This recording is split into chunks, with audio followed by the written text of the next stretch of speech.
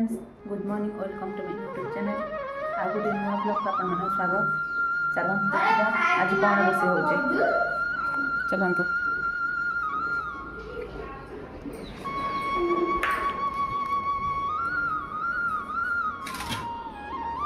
ये कौ शाग आपण मैंने जानी थे मे भी कहीं यहाँ पोखरी होता है समस्त गाँव में जेहतु पोखरी जाने यहाँ हूँ करम शाग।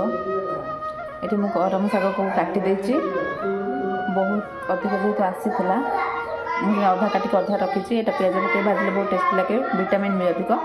चलतु शाग बर्तमान भाजवा। मुझे बापा बों को खाया दे देची, बर्तमान से खाऊ।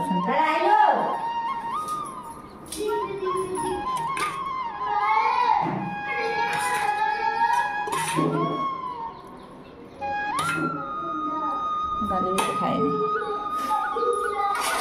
आम पियाज भाजी हो सारा, पियाज बर्तमान भाजी हो सारा। यही टाइम आम शाग को देदेबा। एमती नॉर्मल समस्त भाजती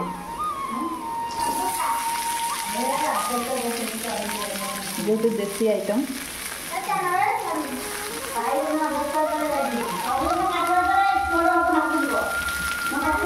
आपण करम शाग खाते कि ना कमेंट माध्यम भी जन।